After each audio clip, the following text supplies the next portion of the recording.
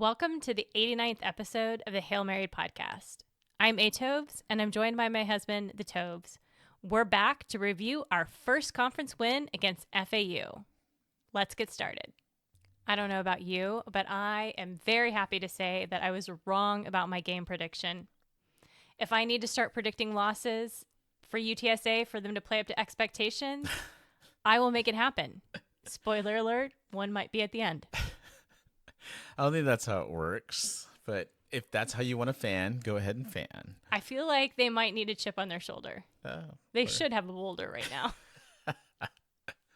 Well, let's start out really by talking about that great turnout by the students on Saturday, because let's be honest, I know it's homecoming, but this was the first home game in like just about a month. Yeah. And there's been a lot of tumultuous time between these two games, and I would have felt, even though it was homecoming, that we would have seen the students kind of maybe stay away, or there wouldn't be as many students. But the student section looked really good, and it was packed like it has been all year, which is terrific.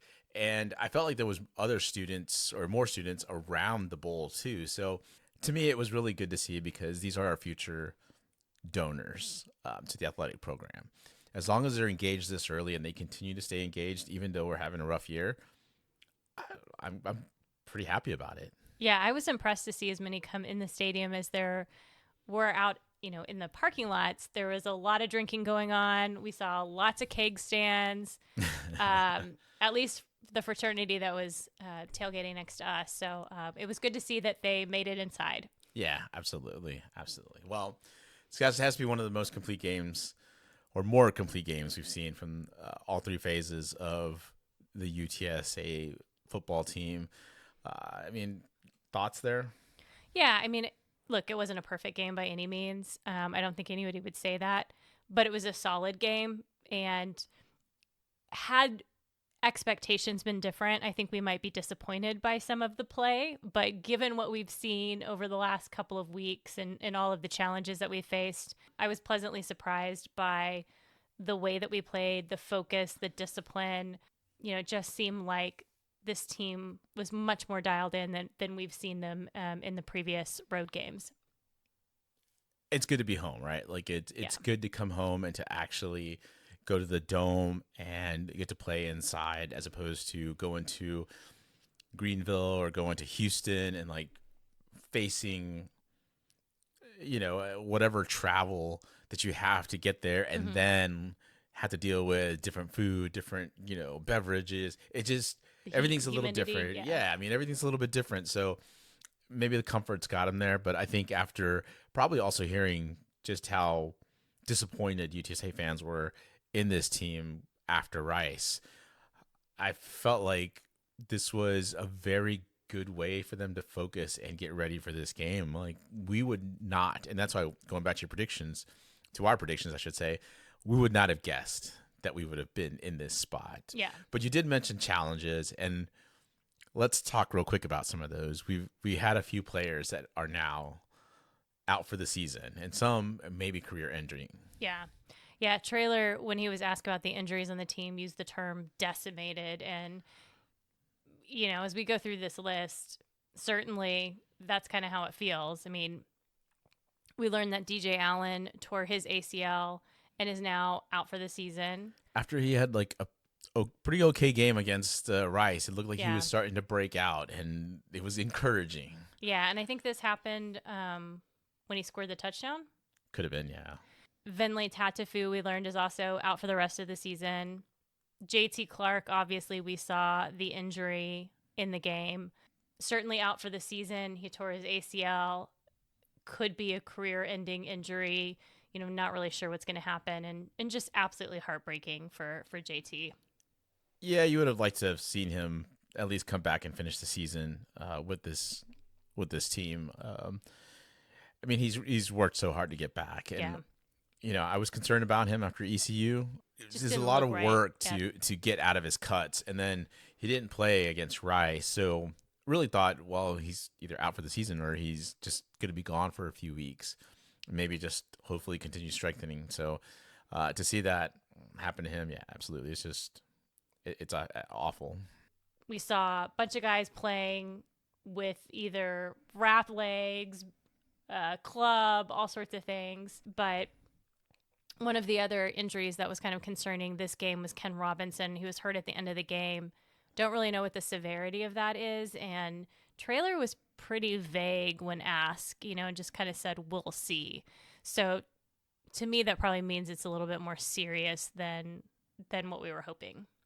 Yeah, and honestly, I don't really remember seeing it during the game. I think I was looking away, and then even on a rewatch, I think I fast forwarded past it. So, uh, you know, it it's going to be a tough blow to a secondary that already Mm-hmm. has probably lost Jeremy Wyrick, who's the guy they brought in from Stanford.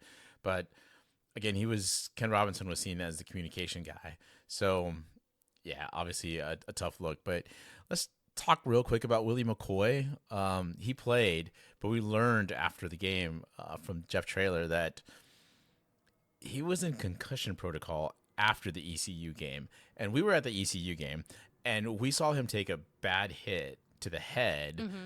Is Had to be in the second quarter. I think it was. I wouldn't say it was early. It was just sometime in the second quarter. So early in the game. Then after that, he didn't seem to be right after that. Like he seemed to have he dropped some passes. He just didn't look like himself. And I mean, he's had some drops before, but this one seemed different. This didn't seem like a guy that should have been out there. And I guess that's getting to my question to you is like it felt like just a red flag that Trailer threw out there that he maybe shouldn't have been in there.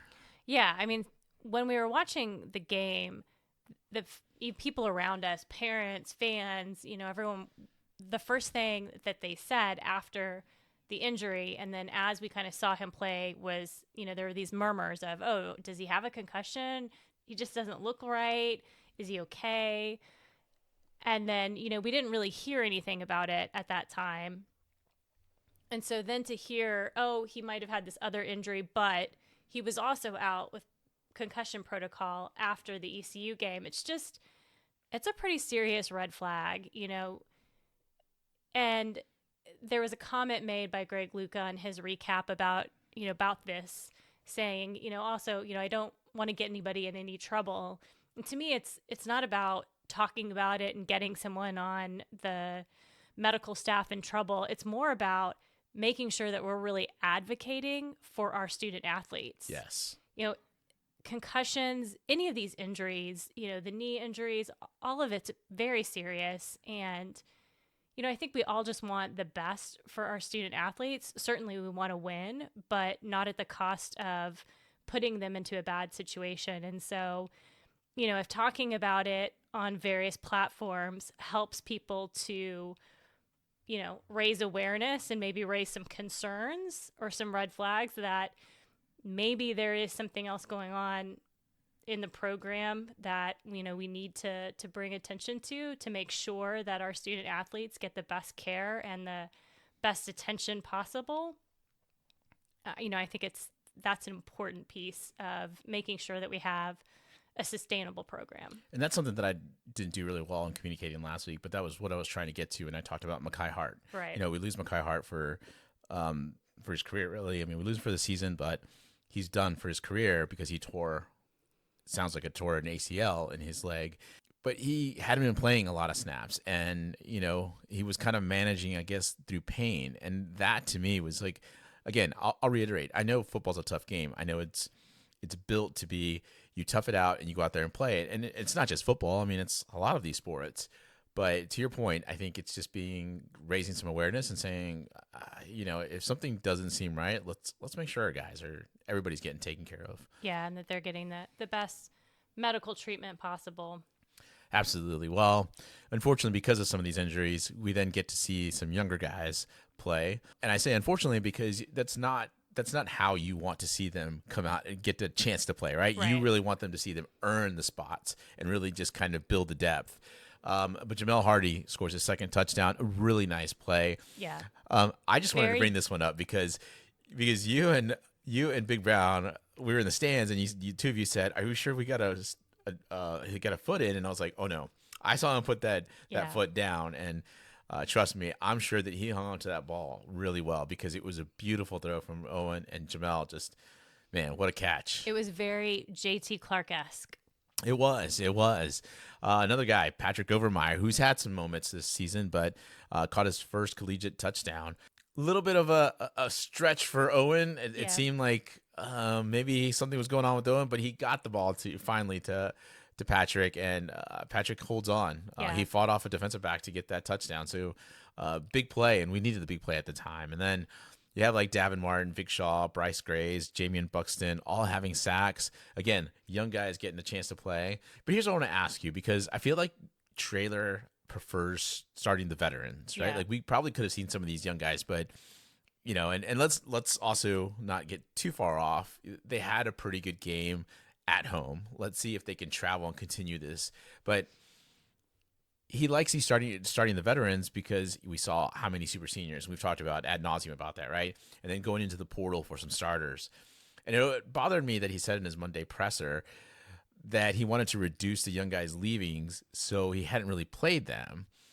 And he'll probably later on play it off as a joke. But wouldn't that look bad for him to even say that? Yeah, it's kind of interesting, right? It's like, oh, I want to hide these young players because I don't want somebody to come and offer them NIL dollars and steal them away.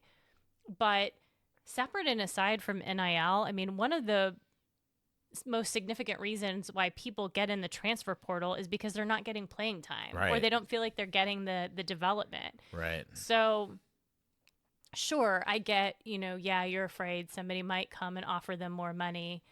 But then on the other hand, why wouldn't they leave if they're not going to get the playing time from you? Because most of these guys want an opportunity to play after college, and they're not going to get that sitting on the bench, Right. Right. It's a very good point. I just feel like a lot of the times we hear Jeff Traylor say some things, and he's usually good at the mic, but he has these moments, and the two of us have been, again, raising awareness when we hear these little quotes at his pressers. But I tell you, he can be very Michael Scottish. Yeah.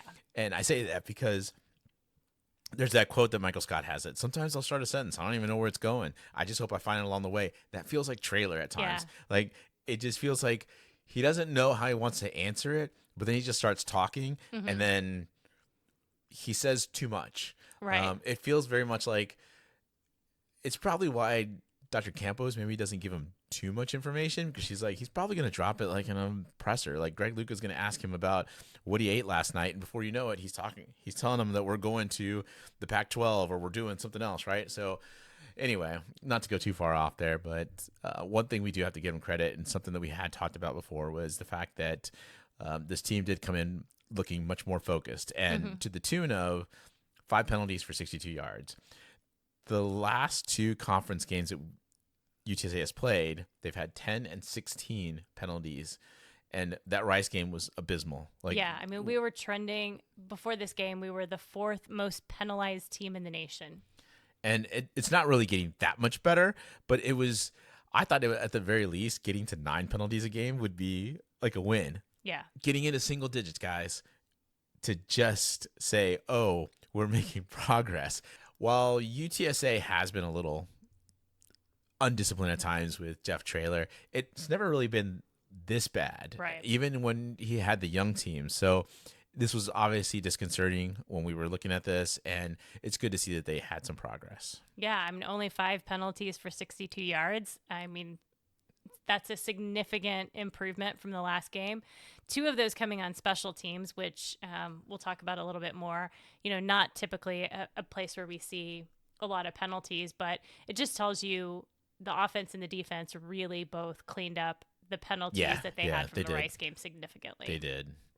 And then before we move on and we start diving into all of these different groups, can I just ask, did Tom Herman and Jeff Traylor get together and coordinate their outfits before the game? Because those two were both wearing white hats, both wearing navy shirts, both wearing gray pants. I mean, they look like little twinsies. If you weren't looking for the rowdy head or the shape of the Florida, on Tom Herman's shirt, they could have switched sides and I don't know, maybe played some havoc with both teams. Well, when you're 2-4 and 0-2 in conference going into a game, I guess a loss and you're just trying to escape. So the best way to escape is to look like the other guy, right? So that could That's have been the right. way, right? But Tommy Herms, yeah, that was a look, I guess. The only giveaway was the fact that, Tom Herman has hair. So, Yeah, yeah. All right, let's get to the special teams. Got to give a shout out here to Tate Sandell. We've talked about him a lot on our podcast, and the reason for it is because we've always been impressed with Tate and the strength of his leg. For the most part, he's been just doing kickoffs for the last.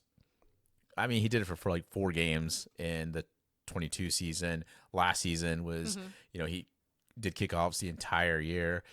Got a chance to kick a couple field goals, and some blowouts, but to see him come in, go 3 for 3 on field goals, 3 for 3 on extra points. I've told you plenty of times that when I see Tate kick, like there is a boom that goes like Yeah. there's that good placed kicker boom when he hits it because he's hitting that ball squarely. And for me, it's like Instagram versus reality, right? Like that's how I think I hit the ball when I go out there with my drunk friends and we try to like kick some field goals. But Tate just nails the ball, and my kicks don't sound like that, right? Like I'll No, be they honest, don't. they do not whatsoever. But it's been really good to see Tate kind of grow into this role. Yeah, especially since, he is the future. I mean, he has eligibility left after this season. So certainly good to see him, getting those reps, being consistent. And, you know, hopefully next season we'll be talking about Tate like we talked about Hunter and Jared Sackett at times. I will add here that it always baffled me that he wasn't looked at as the heir apparent to Hunter Duplessis. Now, look, obviously we weren't at practice, so maybe he was battling some accuracy issues in practice. But from when we saw some of these like scrimmages and practices, we never saw Tate look bad or like really off. So I wish that he would have used a scholarship instead of like Chase Allen. I'm sorry, Chase. I'm not really trying to pick on you here, but use it on a guy that maybe could have done some kickoffs and been more of a kickoff specialist as opposed to just having Tate just continue to do that and then not really giving him a shot to be the field goal kicker. That's just my thoughts. But let's go on to another guy that's had a little bit of some criticism at times, but Cale Hogan was pretty steady, huh? Yeah, I mean, again, we've seen him become a little more consistent, and he seems to be getting more confident. Had an average of 39.3 for his punts, a long of 47. So I think he's steady, he's building, he's getting there. All right. And I agree. But let's quickly talk about punt coverage and some of the problems there. Oh, geez, yeah. I mean, those two penalties where we just, I don't know, tried to kill their punter at FAU, Punt returner. punt returner, sorry, yes, punt returner, were a bit egregious. Yeah. Yeah. And it was almost like then, when Chris Carpenter went out to return one of the punts late in the game, it's like FAU was like, all right, you're going to come after our punt returner? Well, we'll return the favor. And they just drilled Carpenter, man. I'm pretty sure I saw his soul leave his body for a minute. It's like, wow. But here's the thing. Don't you think Chris should have like learned anyway from it? Like he's seen us at least hit their punt returner at least once. Like maybe not. Maybe just throw up the hand and go, yeah, I'm gonna go ahead and call fair catch this one. Yeah. I mean, bless his heart. Chris Carpenter Yeah. is not a big guy, but Yeah. man, he bounced right up after that. I was like, all right, he's All still right. alive. He's still moving. we 'Cause we still got a wide receiver. that's exactly right. Like, we need both of his arms functioning so that he can catch balls for us in the future. Like, please don't kill Chris Carpenter. All right, a young guy though that had a nice moment was Cam Cooper, who initially came to UTSA as a tight end, but ends up moving to linebacker, I think, but he makes some noise on the special teams front. Yeah, he pushed the blocker into the punter, and so that's kind of what blocked that punt late in the fourth quarter. And I thought it was a turning point in the game. Once we had that great field position, I think they started, I don't know, within the 30-yard line. We were able to kind of turn the tide and then really put the game away.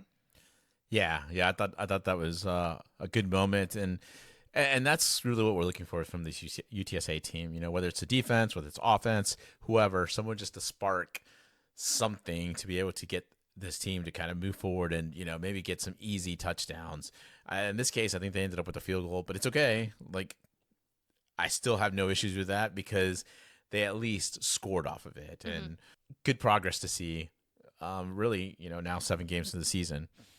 Let's go to our offense. Key to victory was to continue the progress on Owen's development. I mean, there wasn't really much here, and the reason being was because we were pretty sure that this team was not going to play well against FAU, but they did. And Owen, while he had a couple turnovers that those 2 interceptions weren't great, and then he gets pummeled on no trick play. I thought he had a otherwise resilient game. Any of those moments, whether it's one of those interceptions or just getting clobbered on that trick play pass, could have maybe gotten him a little down on himself, or really gotten him to maybe question his offensive line a little bit more. Right. But he didn't, and I think that's one of the things that I've seen from Owen in his development has been just that resilience. I haven't really mentioned it before, but the more and more I watch him, the more it is he'll take some shots, he'll make some mistakes, but no matter what, he does not back down. And I feel like some of that it probably is within him anyway. But Yeah. for me, I think he learned some of that from some guy named Frank Harris last season.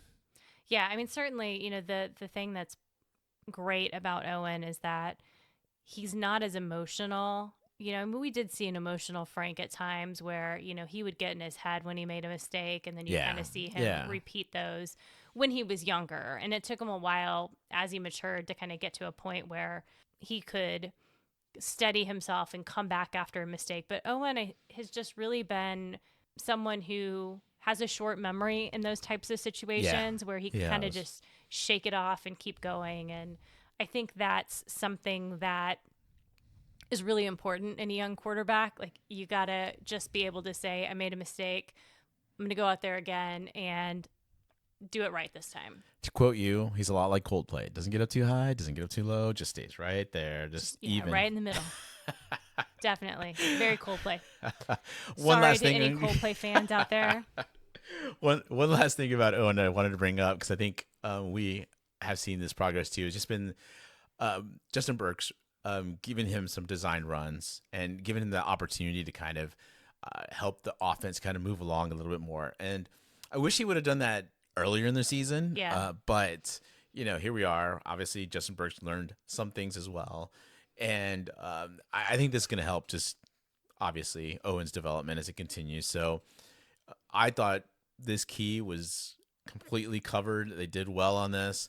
However, let's talk a little bit about the sixth different combo of O-line starters. Yeah. I mean, what can we say? We've said it before. The O-line is a mess with injuries. Like you said, this was the 6th different combo of starters. We saw Ben Rios go out there and make his first start at left guard. We have seen Ben Rios listed on the depth chart as a backup center. Haven't seen him listed or intended to be a left guard. But, he comes out, he makes his first start, and he actually played really well. Had good PFF scores.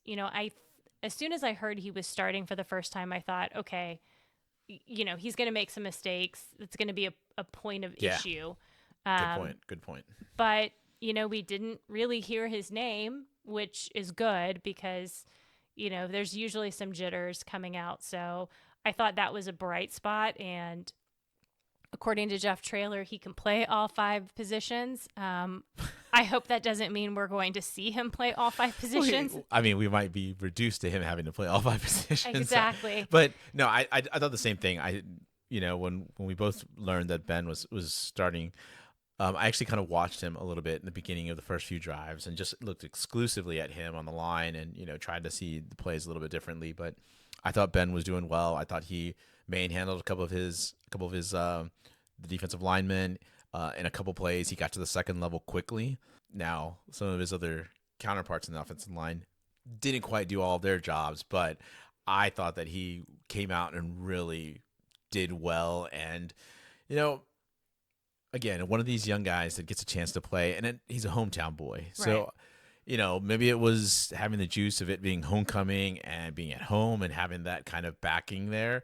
But whatever it was, Ben Rios, I hope you continue it because, man, we're really going to need some good performances from you. I think for the rest of the season, to be honest with you. I mean, I Yeah. know, maybe somebody else comes back from injury, but for what we know, because Ben Lee's out now, maybe Ben Rios is it, and maybe this is just where Ben Rios stays for the rest of his career, right? Like this, Right. this could be it. But good to see all that. Now, the Owls only had 5 sacks going into this UTSA game, but they managed 4 against this offensive line. But like you said, like actually both of us said, this 6 different combo, uh, you're gonna have issues, right? And Right. there were issues. Yeah. I mean, look, like we said, it wasn't their best performance, but certainly there were some bright spots in that, we were able to give Owen time to make as many passes as he did. Yes. Um, again, we struggled with the run game. That just continues to be a challenge, particularly in the first half. Did better in the second half after it seemed like we had really worn down FAU. But I just feel like they've got to figure something out sooner. When we watched the game, when we rewatched the game, I should say, it was interesting to hear the announcers kind of talk about how they felt like we were predictable and that we were trying to run on first down and then we weren't successful. And then, like you could just kind of see a little bit of like what our plays were going to Yeah. be. So we're going to have to figure that out sooner if we're going to continue to keep the momentum up for the rest of the season. Yeah, no, it's good to see Brandon High like have that essentially game-winning touchdown, or really game-clinching touchdown, I should Right. say, not really game-winning. He played well too. But let me ask you this: didn't Trailer and Justin Burke wait a little too long to give Brandon any touches? Because it felt like we saw just exclusively Kavorian and Robert Henry in the first half. Yeah, it was kind of interesting that they went to him late. Again, I don't know if that has anything to do with him still possibly being injured himself, but he seemed to play well when he was in the game. Look, at the end of the day, I was just happy that Owen was not our top rusher again this game. I mean, if that's sure, I guess it's the best. I was gonna go somewhere else, but forget it. You're right. It is good. It was also good to see us overcome some of these injuries to to the wide receiver group. The wide receivers now we're seeing less scholarship players, Sure. and I thought it was interesting that Owen was asked, well, with all these different changes to the wide receivers, like, does this mess with your chemistry? And Owen said, no, I've got the chemistry with the guys. We're just gonna keep going, and we're gonna figure this out. And again, mature answer from a guy, not gonna throw any of these guys under the bus. He knows that he's part of this as a solution. But it was good to see him at least back his guys up. Mm-hmm. We don't see it too often. We don't always see it on the sidelines. But if you're live in the game, Owen's very good at going to his wide receivers or his line, and he seems to keep kind of being that cheerleader, though more subdued than Frank. Right. But in this game, with these injuries to wide receivers, this could have wrecked him. I mean, this could Yeah. have been something that really derailed him. But it felt like Justin Burke used the tight ends and wide receivers a lot better. Now, there was something that you really liked in the first half from Justin Burke and the offense. There was a couple of double running back sets. Yeah. And, that's something that I see quite a bit with Iowa State. And I haven't really seen UTSA throw in double running back sets, but it seemed to work when they did it. And it seemed to be effective. I was a little surprised that we just saw it at the beginning and then they kind of abandoned that play and we really didn't see it again. Yeah, it would have been nice to continue to kind of use that. And then the way he used the tight ends. But I got to tell you, and, it seemed like the play calling was much more cohesive. But to me, it felt like because of fewer wide receiver options and then just having to supplement with the tight ends, was it just the fact that he had less guys to worry about that Justin Burke then comes up with a much more cohesive plan? Yeah, I don't know. I mean, maybe he's just been overwhelmed by his choices and talent in the past and was struggling to figure out where to put the right pieces. And now that he's only got 5 or 6 pieces to work with, it's a lot easier. I don't know. But to your point, I felt like he did a better job of putting the right personnel in the right places in this game. And that's been something that we've been critical of him for. It's not necessarily the play calling per se, it's just, really kind of fitting the right people in at the right time. Yeah, and again, good job by the offense. Again, I think steps in the right direction Right. for the rest of the season. Let's get to our defense. Key to victory was show some discipline. I mean, when you cut down from as many penalties as they had Right. down to, I think maybe one, is one or two at the most. I, it's hard to argue that they didn't complete this goal too. I mean, this was a nice key. Uh, you see this defense play, and it can be quite dominant. And I think for most of this game, this defense was dominant. Yeah. And I made a comment to you when we were rewatching. I was like, it once again, it felt like the defense was playing with 12 players. Like there was just guys around the ball, and it Right. was just really encouraging to see. Now, look, they give up that big touchdown run that could have been a backbreaker. It wasn't. Maybe if it was early in the season, maybe that is the backbreaker. Right. But And it kind of snowballs. yeah, but you don't see it snowball, and I think that again is a testament to the team. They really have come together, and we've seen this defense, and we've wanted this defense to be even more aggressive, to continue to get after. And you had a kind of thought about the Andrew Acosta comment that Traylor mentioned in his presser. Yeah. Trailer this morning mentioned that, Andrew Acosta had reached out to him and commented that the team was really focused and dialed in and on their best behavior at the hotel. And I think just they had gotten into the right mindset. They set the right tone coming into the game. And then you saw that carry out throughout the game where we saw the defense playing the way that we wanted to see them play all season long. And Cam Fancher tried to pull off his best Frank Harris impression. Obviously with Absolutely. that big touchdown run, then he pirouetted out of, got out of some pressure and got away from one of our guys for another touchdown run. And it felt like, oh, we're kind of getting the ghost of Frank Harris back. But the Right. one thing that Frank Harris would have been able to do with a turf toe injury, with torn ligaments in his foot like Fancher had, would he would have found a way to win the game with his arm. And Fancher was not able to do that. Right. And a lot of that was just adjustments by Jesslap. Even in the first half, it didn't feel like Fancher was really having a lot of success through the air. But in the second half, it felt like Fancher spent more time on his back Yeah, because we were certainly. really getting after him. Yeah. I mean, we got some turnovers. We got Owen Peewee with an interception, but I think Cyrus Simon had probably the biggest play in the game, which was after the Owen McCown's second interception, excuse me.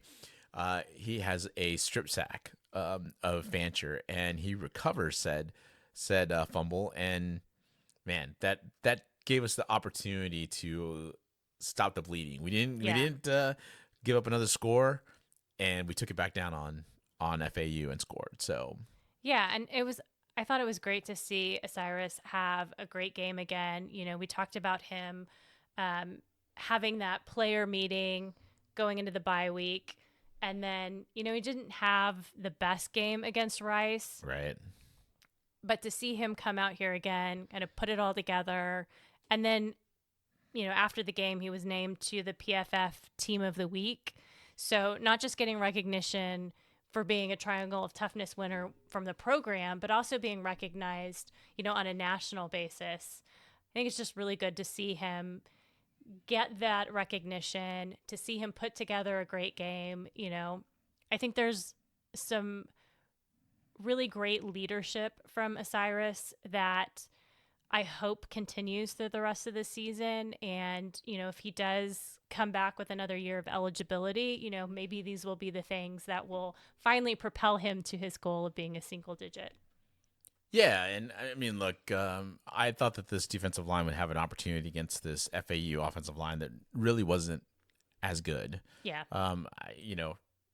You can talk about quarterbacks and how there are few elite quarterbacks, few really good quarterbacks. Same thing with the offensive linemen. Like you have a smaller pool of them, so it was certainly an area where we could take advantage, and Osiris did take some advantage of it. But so did 6 other guys Sure. because he was one of 7 different defensive players with a sack. Yeah. Now, 2 guys that I thought really made an impact in this game were Danye and Owen Pee-wee, and both play the same position, but I felt like there was more presence from them in this game. Like we hadn't, to me, really heard their names called too much, Mm-hmm. but in this game, it felt like Danye and Owen were just around, causing havoc everywhere on this Yeah. FAU offense. And then that interception from Owen Pee-wee, the body awareness to get that foot in and have it, just kind of drag. It was really impressive. It feels like these two, we need to find, well, I say we, but really Jess Lepp needs to find some packages to get both of them on the field because, Yeah, at the same time. these two, I think from an offensive perspective, if I was an offensive coordinator, I would not want to see, at least have my quarterback see Danye on one side and Owen on another, or just see both of them on the field because I feel Right. like, all right, something's going to happen. I don't know what it is, but one of them's coming, both of them's coming, and I'm going to be in trouble. Yeah. So, again, really good work from the defense. So good to see them a lot more buttoned up. And now I wish they would have caught some more of those interceptions. Yeah. But you know what? It is what it is. Let's just leave it at a dominant performance. All right, let's get into our Tulsa preview. Tulsa comes in at 2-5, 0-3 in conference. Kevin Wilson is their head coach. He's 6-13 so far. A year and a half in. Don't go looking at their Tulsa message boards because if you do, they Fire want him everybody. gone. Yeah. I mean, the cover was bare, but sure, go ahead and fire him. There's it's very UTSA-ish in a way. Coach Wilson has a young squad, and he's looked to try to simplify a lot of the things they're doing on offense and defense so they can think less and play faster. And that's somewhat of what Traylor had talked about early in the season too.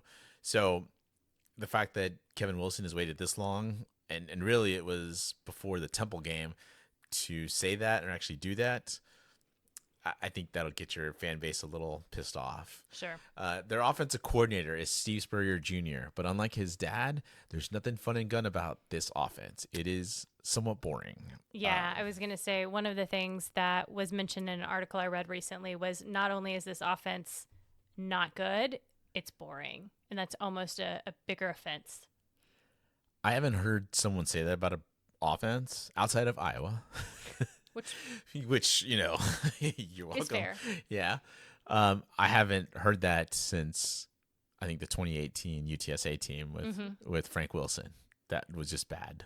Yeah. Look, they're young. They have young receivers, and they're struggling to play consistently and get open. They're playing 5 true freshmen at wide receiver. They do have one senior, but I mean, it's what a gap, right? Like that's such a problem for your skill players.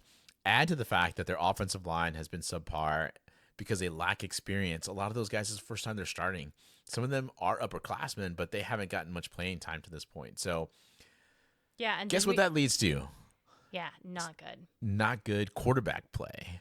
And what we've seen has been 3 quarterbacks to this point. They're fairly balanced on offense, and I say that in terms of yardage, about 1,422 yards passing, 1,170 rushing, but they're only scoring about 22 points per game, and they're only converting about 36% on their third down. So certainly issues extending drives. And as I mentioned, you've got young receivers that can't get open, so their passing game can't go, and that running game's not going. Yeah. So it's just a mess all over the place.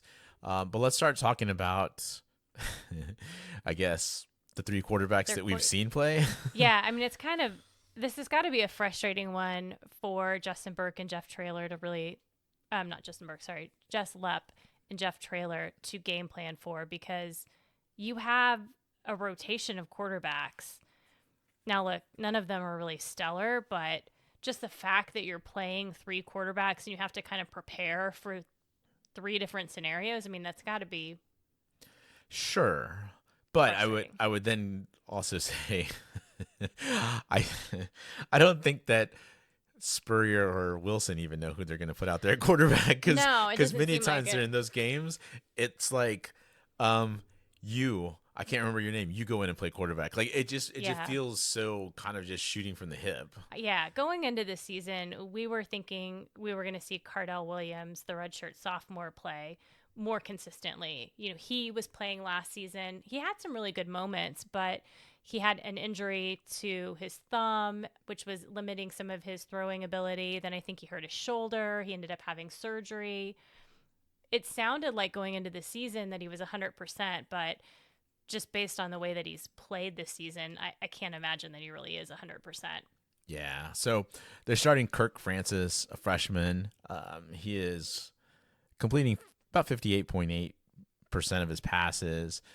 He's thrown for 1,212 yards, 7 touchdowns, 5 interceptions. Actually, kind of respectable considering just how bad the offense has looked really in Yeah. conference play. Like I've watched their games against Army. I put myself through watching the game today against Temple, and man, when you said that offense is boring, I mean, there's no electricity anywhere. Yeah. And it's hard when you're putting up somebody who's more of a passer and an O line that's, like you mentioned, falling apart. Yeah. And then they brought in the offseason Cooper LeJess. He came from Utah State. And, the thought was with him, he's a veteran. He played for a couple of years at Utah State, that he would kind of be able to come in and maybe be a little bit more plug and play. Although they should have seen red flags going in, because part of the reason that Cooper went into the transfer portal was because Utah State brought in a transfer from the very exciting offense of Iowa Ooh. in Spencer Petras. I've been told by Iowa fans that Petras, maybe got a raw deal at Iowa and was better than what we saw on his stats, but it wasn't good. So if you find yourself in a position where you're losing your starting role to an Iowa quarterback who got rejected from Iowa, you're not starting out in a good place. And Yeah. then here he is at Tulsa, and he's supposed to be the veteran. He's a senior, and he's sharing time with Cardell Williams and has lost the starting position to Kirk Francis, who's the freshman of these three. So he is more of the runner, though, out of the group. So you'll see his running stats are a little bit better, but they're certainly not proficient either. Yeah, he's completing 64.7% of his passes. He's thrown for 112 yards, 1 touchdown. He's rushed 29 times for 129 yards. The aforementioned Cardell Williams, he's 5 for 11 for 37 yards, 45% passing. 13 rushes for 78 yards and two rushing touchdowns. Like, look, Kirk Francis to me has looked like the better of the three quarterbacks, Yeah. but I mean, again, I've seen him play against two teams, and one was where they were completely overmatched against Army, and then Temple, they just really couldn't get anything going. It's kind of bad, and then you see their running back Anthony Watkins, leading rusher, 61 carries for 271 yards, 3 touchdowns. They also bring in Bill Jackson. He seems a little more scat backish. He's got 43 carries for 249 yards. He's got 11 catches for 51 yards. Notice I didn't say any touchdowns. Like, I mean, Yeah. I do feel for the running backs. It looks a lot like UTSA at times in the run game, where they have a hole and they start going towards it, and it closes up quickly and they get popped. So certainly, I wouldn't say that it's a good offense. And I also say this: as much as people complain about Owen, the three quarterbacks that I just mentioned, that could be what UTSA could be in a position. Mm-hmm. They're not. So let's be grateful for having both Owen and Eddie, because they are better options than these guys right now. Though I still think Cardell should have, I don't know what happened, but he should be having more of a role. Yeah. I mean, last year, he certainly had flashes. Yeah, he that, looked that, electric. I yeah. thought I was concerned for this game from last season. We talked about Camden Benjamin. He's their top receiver. 42 catches for 500 yards, 2 touchdowns. Had some moments as a kick returner in the Temple game where he looked kind of dangerous. Their best of the freshman wide receiver is Corey Smith. He's 9 catches, 127 yards, and a touchdown. Other guy that has stats is tight end Connor Vaughn. He's got 5 receptions, 45 yards, 3 touchdowns. When things really break down, the quarterbacks look for the tight end. They look often, but that doesn't mean that they complete often. Right. Let's get to the defense. The defensive coordinator is Chris Polizzi. He came from FCS UT Martin 2 seasons ago. Look, if he's made progress, man, let me tell you, it hasn't been much. Unfortunately, their defense isn't very good. It's better than their offense, but let me tell you, they struggle even more because of that bad offense. Essentially, it's the offense can't go. They're not getting many first downs, so then you're putting that defense back out there. And kind of like we saw early in the season with UTSA, where the offense wasn't really going and we kept putting tired defense out there. Mm-hmm. Of course, they're going to get gashed, and gashed they do. They're allowing about 35 points per game, 423 yards per game. They allow 150 yards on the ground, 273 through the air. Some of their key players, their top tackler is safety Dane Hodge, which is usually what you see from a lot of these teams. He's got 44 tackles, an interception, a forced fumble. Safeties are playing a little closer in line. Obviously, he has to be like the last resort. Linebacker Gavin Potter, 43 tackles, 8 tackles for loss, 1 sack, and 3 quarterback hurries, is the next top tackler. He seemed pretty good against Temple. But really, one of the people that they tried to continue to focus on was defensive end Miles Jackson. He's considered their top pass rusher. He's got 3 tackles for loss, 2 sacks, and a forced fumble. But it was sad that he is getting some looks from the NFL. So anytime you kind of hear that, gets you a little concerned, especially against our banged up line. Miles Jackson is going to be a guy that they're probably going to have to figure out how to keep blocked because. On the other end is Owen Ostrowski. He's got 6.5 tackles for loss, a sack, and 2 hurries. A dude you really have to watch out for. And then finally, I'd say this defensive lineman, RJ Jackson, he leads the team with 2.5 sacks for the year. So the stats would say danger, but I don't think so. I think it's just the fact that these guys have had to kind of been on the field so much, they've been able to put up some stats, unfortunately. Yeah, I was going to say, though, I mean, talking about FAU last week and the fact that they only had 5 sacks going into the UTSA game, but managed to get 4. Almost doubled it. Almost doubled, their whole production. Looking at these stats, certainly they're more concerning than what we saw against it or what we were anticipating from FAU. Very good point. Very good point. I probably should have kept out all those sacks because now you're going to get more worried, right? I know. All right, let's get to special teams. Well, they're fairly consistent when it comes to special teams. Their punter, Angus Davies, averages about 42.1 yards per punt. Their kicker, Seth Morgan, is fairly consistent. He's missed 2 field goals in the season, but he does have a long of 46. And then Reed Malfris, their redshirt freshman, does all of their kickoffs. But he's had 3 kicks out of bounds versus 11 touchbacks. And then if you kind of compare that to what we see from Tate, for instance, has never had a kick that go out of bounds in all 3 seasons that he's been doing kickoffs.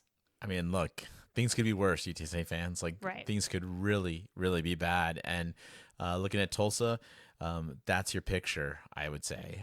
Let's get to the keys to victory. On offense, let's use a run to set up the play action.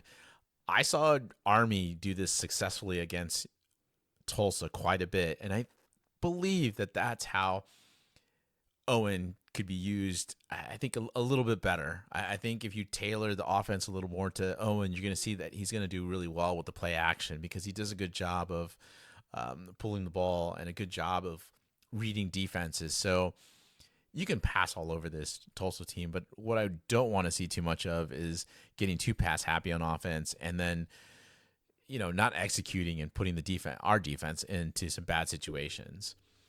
Speaking of which, on the defensive side, key to victory is play discipline, contain defense versus the running quarterbacks. You mentioned it. You've got Cooper Lega and Cardell Williams, who are the runners, and who knows how much time they're going to get to play. Yeah, I mean, if they have success,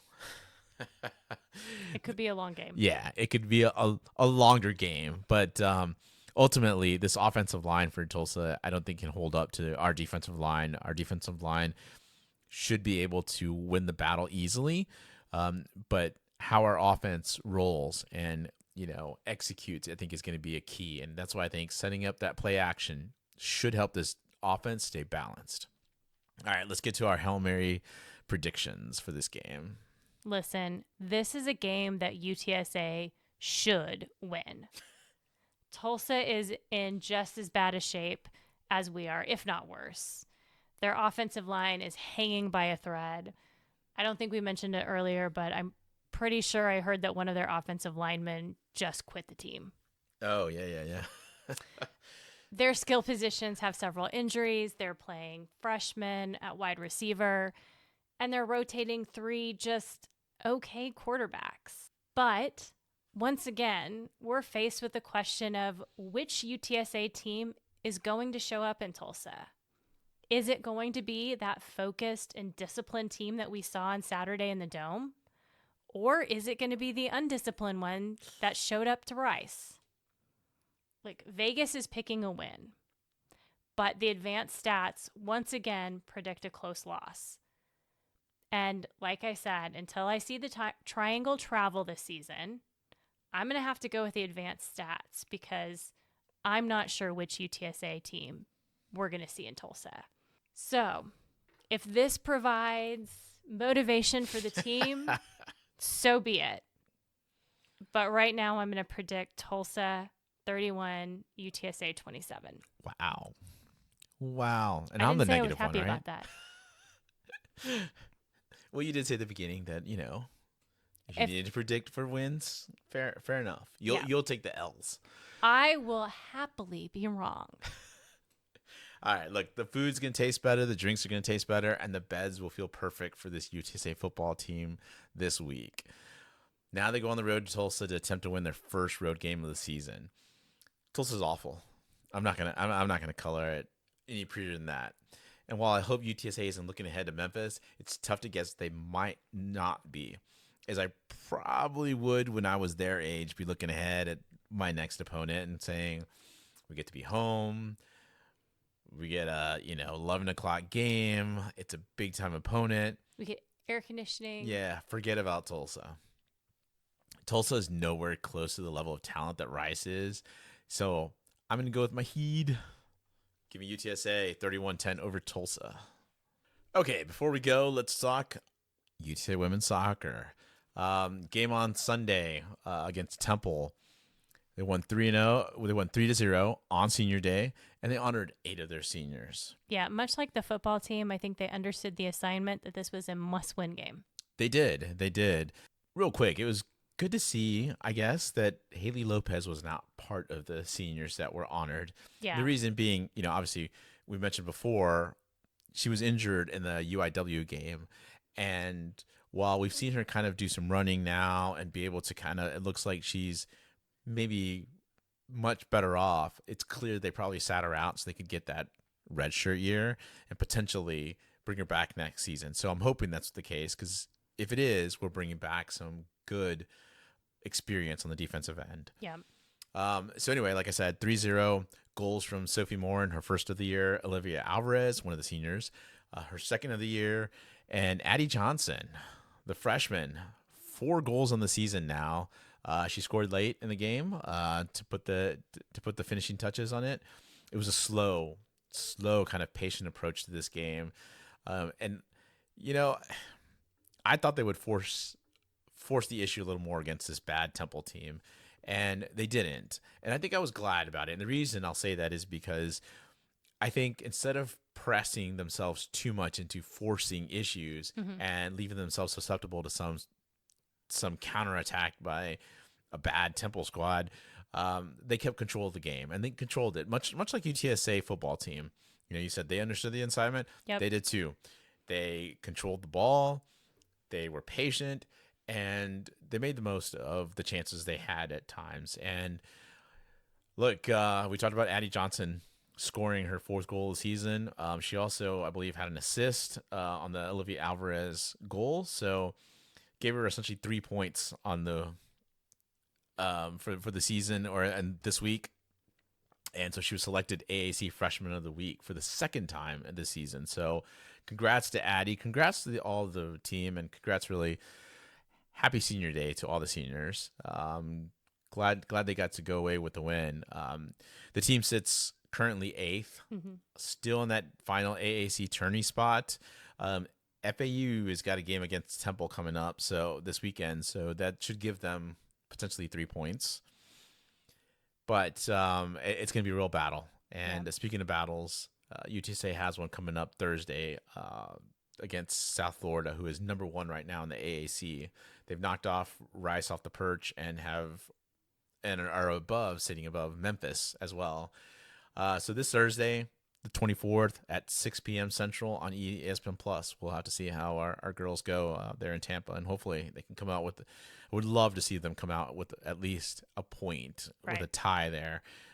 It'll be a close game. I don't see this being any sort of blowout, but man, if we can get a point out of this, at least this would be perfect, because it would give them at least some leverage going at least into the final game. Yeah. All right, you ready to talk a little AAC?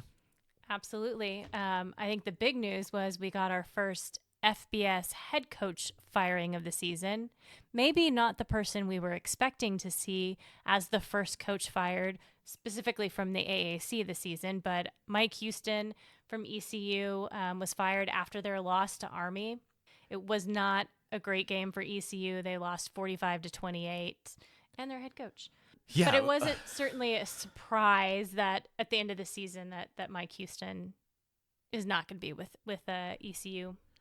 Yeah, that's a good point. I mean, I wasn't expecting it to be him, but I will say that it looked like he was getting on a shorter leash. I mean, that big loss to Charlotte did not help, and then they really weren't gonna put up a fight against Army. I mean, looking back at East Carolina now, their defense is nowhere close to being what they were last season. They're good, but it's not that dominant type of defense, and that offense is just awful. Like, we made Jake Garcia look good. Yeah, and now he's been benched. Yeah, so. He's not even starting anymore. So those are the things that sting when we go back and look at the season, I think, and we do our season in review. But another person that got fired that is not in the AAC, but Seth Luttrell fired as the Oklahoma offensive coordinator. And let me tell you, I don't think you're going to get a call from Jeff Traylor, Seth, if he decides to let go of Justin Burke or anyone the or fans. GA. Yeah, if the fans want to get him fired, Justin Burke fired, because Seth really just has been on a downward spiral. Obviously wasn't able to finish off that North Texas job, and then just couldn't get it done at Oklahoma. So yeah, no, they're in shambles. Let's go around the AAC though. Army beat ECU, as you talked about, 45-28. Temple stunned Tulsa 20-10. Come on, that's funny. It's a little funny. Two bad teams there. Yep. Oh, that was a terrible game. I don't know why I watched it. Navy manhandled Charlotte, 51-17. South Florida had a scare, or maybe they're just not that good. They won 35-25 over UAB. Yeah, and that UAB team, I don't know what's going on there. I noticed that Zeno's not playing, so I'm not sure if he's injured or what the story is, but yeah. Oof, just rough. Tulane got by Rice 24-10. I may have to watch that game, or at least give it a spin. Out what happened there. Yeah. And then Memphis beat North Texas 52-44. Look, guys, both teams look beatable. Memphis is bad situationally. North Texas is as well. To have finished this game off, all Memphis had to do was knock the ball down, and it is 4th and 13. All I did is knock the ball away. Instead, the cornerback went up and for an interception, didn't get it, and gets the ball taken away from him by the North Texas wide receiver, and he comes down with the ball, and they give him the reception. A very sketch play, but let me tell you, why are you even putting yourself in that position? But both teams kept doing that against each other repeatedly.